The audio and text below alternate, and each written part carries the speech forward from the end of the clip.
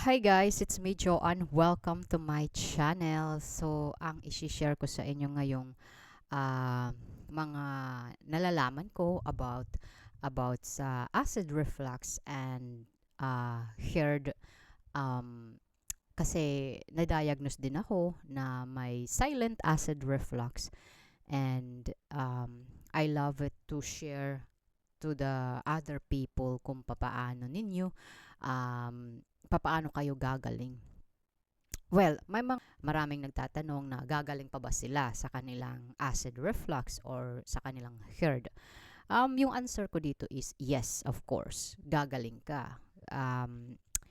Kung magpapakonsulta ka sa tamang doktor, hindi lang yung naririnig mo lang sa ibang tao or kumbaga may nagfa-follow ka sa isang tao dito sa YouTube na may same din na sa yung sitwasyon pero hindi ka nagpa-doktor, you know. Kasi importante talaga na magpatingin tayo sa doktor kasi yun ang pinaka-importante na hindi tayo expert about kung ano yung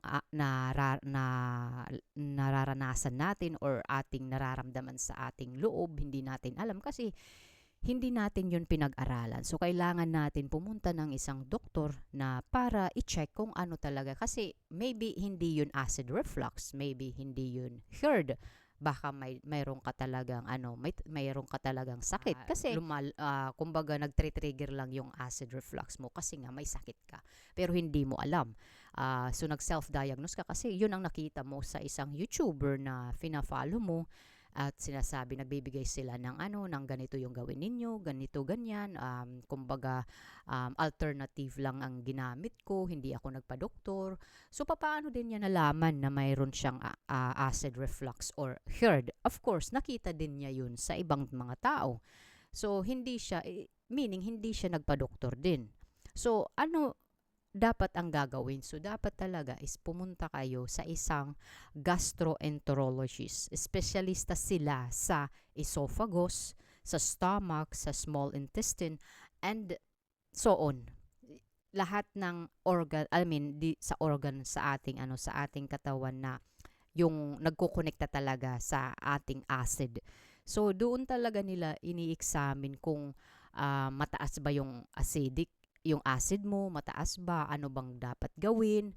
Kasi hindi natin alam, baka malala na yung hindi lang GERD yung mayroon ka, baka ulcer na yan or cancer, hindi natin alam, 'di ba? So kailangan talaga na magpa magpakonsulta tayo sa tamang doktor. Kasi may mga doktor naman sa pangkalahatan pero may doktor na more on specialized sila sa isang parte ng ating katawan. So yun dapat ang pupuntahan ninyo, yung gastroenterologist. Hindi yung dito sa YouTube, yung mga nakikita ninyo, no. Yung mga naririnig ninyo, no. Kasi mas lalong lalala yan, di ba? Um, yes, may mga kamahalan nga lang, ang but kung yung goal ninyo is to na gumaling, of course, 'di ba, dapat why not, 'di ba? So, kasi kung nagkaroon ka nito, hindi ka kasi nagkakaroon ng acid reflux kung wala kang ginagawa na hindi maganda sa iyong katawan. Like for example, inom ka ng inom, kumakain ka ng mga fatty na yung yung itong mga mamantika. Tapos umiinom ka ng soft drinks, 'di ba? And then umiinom ka ng coffee. Okay lang naman kung uminom ka ng coffee but not too much kasi too much is not good for our health also, 'di ba? So kailangan marunong ka rin mag-estimate at marunong ka rin mag-balance or mayroon kang grants kasi everything na pinapasok natin sa ating katawan, hindi natin alam kung ano yung reaction sa loob, 'di ba? Kasi hindi natin nakikita. So, yes, may kamahalan nga lang. I know, I understand, pero um, kadalasan kasi ng mga mindset ng tao is yung puro reklamo. You know, reklamo dito, reklamo doon, kailan kaya ako, bakit hindi ako gumagaling hanggang ngayon, nandito pa rin ito, bakit di ganito, che che che.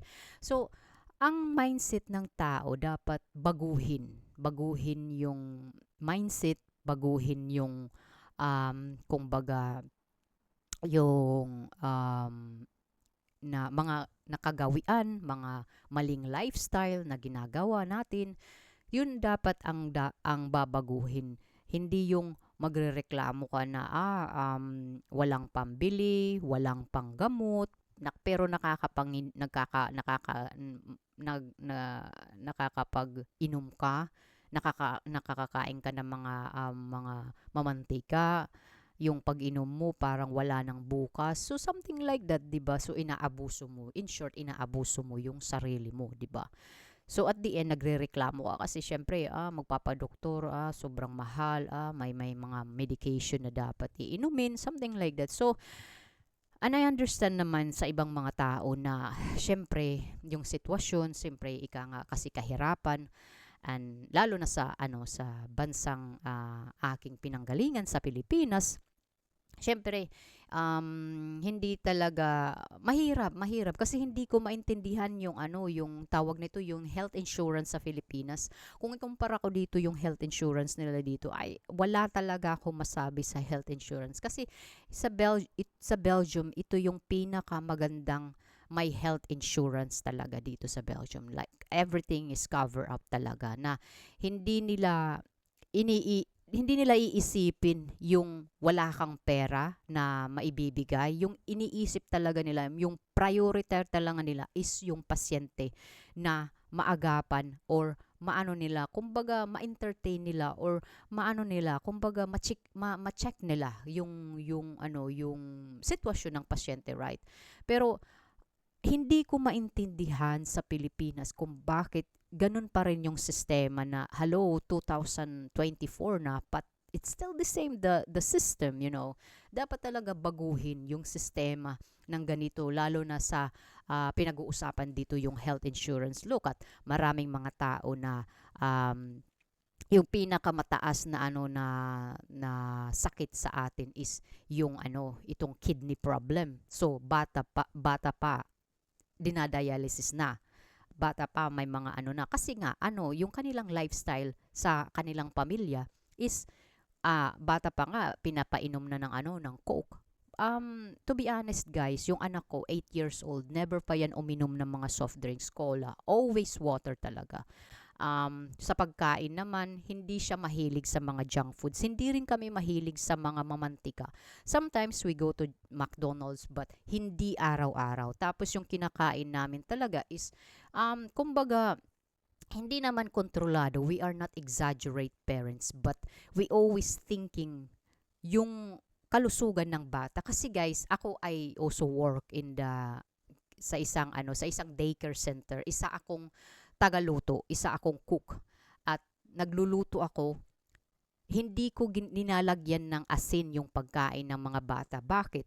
Kasi from 0 to 2 years old, hindi dapat dinalagyan ng asin yung pagkain nila. And kasi yung development ng kanilang kidney is kumbaga fragile pa. So kailangan talaga na walang asin. So bakit? Kasi ko yun, pinag-aralan ko yun guys, tinuro sa amin I think every 6 months, nag-aaral kami, may mga pinag-aaralan din kami about mga nutrients, mga yung maganda, yung tawag nito yung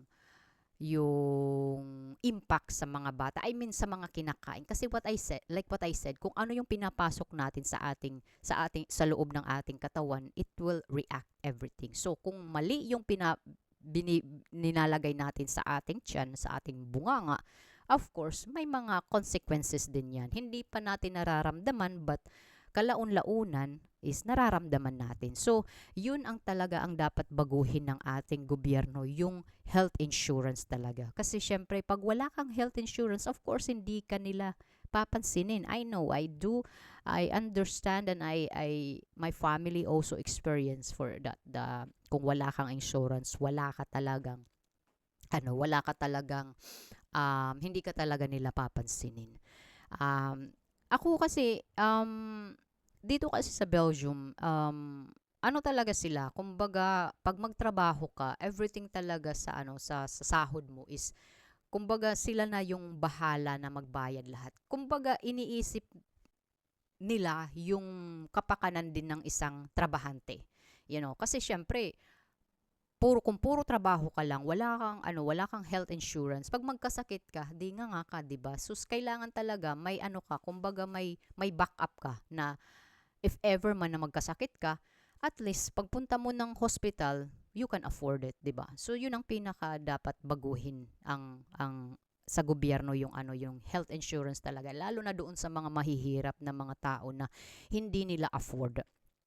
And then uh, kumbaga, papaano mo malalaman na may acid reflux ka or may heart ka, 'di ba? So, yung mga tao, kadalasan kasi yung mga tao nagse-self-diagnose sila or pumupunta sila sa YouTube para makapagtipid-tipid at kung ano yung mga advice. Kasi nga, tayo, pag nakakakita tayo ng isang tao na kapareha yung ating nararamdaman, kapareha yung sintomas, tapos sila gumaling, gusto din nating gumaling, right? Pero hindi natin iniisip na ito bang taong ito, nagpunta din ba siya sa isang gastroenterologist or sa isang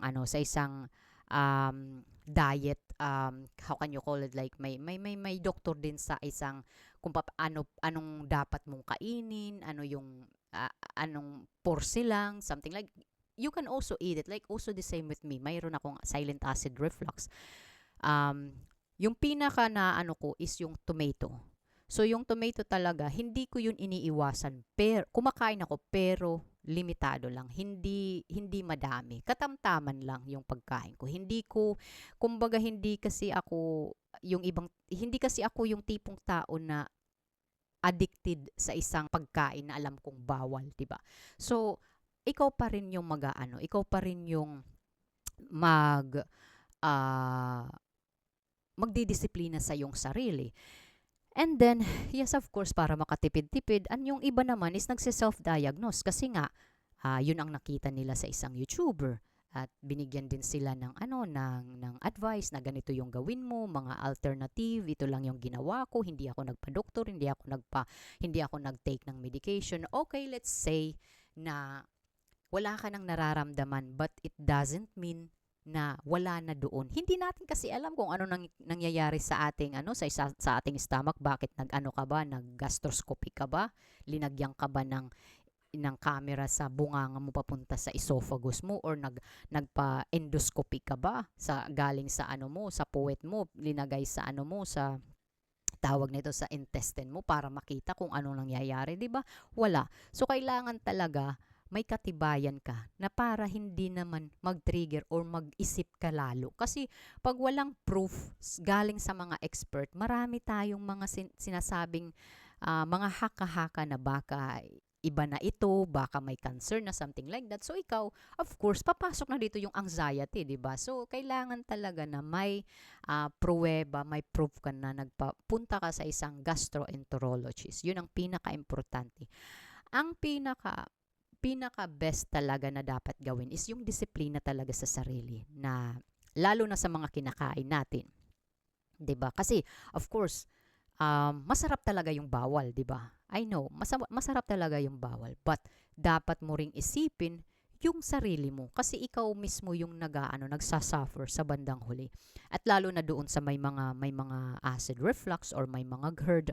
So um, dapat talaga na disiplinahin, tapos baguhin din yung mga lifestyle na ginagawa mo, yung palagi kang umiinom.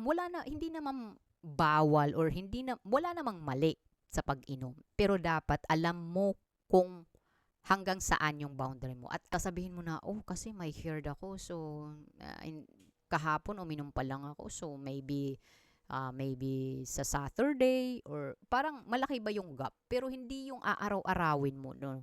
At dapat kung uminom ka man, dapat kumain ka muna. At kung alam mo na parang na na yung yung cravings mo na na mag-inom, dapat ka na, sasabihin mo, okay, kumbaga, nasolbar na yung aking, yung aking pagka-craving, so, I have to stop. So, ganun talaga yung pagdisiplina. Alam mo yung limit, may boundary ka. At, yes, to be honest, walang lunas. Walang lunas. Wala rin itong gamot. Okay, let's say may gamot siya. But, yung purpose ng gamot is to neutralize yung acid sa ating katawan, yung acidic sa ating katawan, but that's only temporary. At yung medication naman, kung wala kang knowledge, kung wala kang kaalaman about the medication, may mga side effect din yan. Hindi rin din yan maganda sa kidney ng isang tao. So, hindi dapat pwede na uminom ka lagi ng medication ng tawag nito ng anti-acidic kasi hindi mo alam. Yes, that's true. That's only to neutralize your acid, but hindi mo alam yung mga side effect na nangyayari din sa loob ng katawan mo, right? So, syempre, kailangan mo rin tawag nito kung ano yung sabi ng doktor sa'yo, yung prescription, sasabihin na 2 weeks, and after that, you have to stop na kailangan na ihinto mo, di ba? And then, of course, yung lunas talaga, yung pinakalunas talaga is nasa sa atin sarili. Nasa sa atin sarili yung disiplina, yung baguhin yung lifestyle. Kung may nagtre-trigger man na pagkain, isulat mo kasi baka sa susunod, ma-encounter mo ulit, ano ka na, kumbaga, i-ano mo na siya, kumbaga, hindi mo na siya kakainin. Kumbaga, ikaw na lang yung lalayo, kumbaga. And, of course, kasi pag inumpisahan mong kainin, alam mo sa sarili mo na hindi mo maihinto yung kumbaga, tayo kasing mga tao, we are very addicted na one snap of our finger, na hindi natin makontrol yung ating sarili. So, kailangan talaga na iwasan talaga yung nakakapatrigger. Yun ang kumbaga, ito talaga yung disiplina. Ito talaga yung pinaka-importante sa paggaling ng isang tao. Pero kumbaga, kung hindi mo talaga kaya, of course, nasa sayo pa rin, 'di ba? Nasa sayo pa rin yung yung huling desisyon, 'di ba? Kasi sino ba naman yung mga doktor, 'di ba? Sino ba naman yung mga ibang tao? Tayo pa rin yung nasa sa atin. Kumbaga, nasa sa atin yung last na baraha, nasa sa atin. So, kailangan talaga na mag-isip at especially kung may pamilya pa, may mga maliliit pa kayong mga anak, gusto pa ninyong mayroon pa kayong gustong gawin sa buhay, 'di ba? Dapat baguhin yung lifestyle at exercise din, galaw-galaw din, tapos magpakonsulta talaga sa doktor. Wala namang problema na tumingin ka dito sa YouTube, makinig ka, manood ka, okay, sige. And you can also share your knowledge, your opinion, kasi iba-iba tayo. Hindi lahat ng anti-acidic na medication is mag-work sa isang tao. Kung nag-work sa akin, hindi ibig sabihin sa'yo mag-work din. Depende kasi yan eh. Depende sa tao. At depende din sa lifestyle na ginagawa mo. So, sana po makatulong itong video ko na kumbaga makapawi ng inyong pag-aalala kung gagaling pa ba kayo. Of course, gagaling kayo sa tamang konsulta at sa tamang doktor.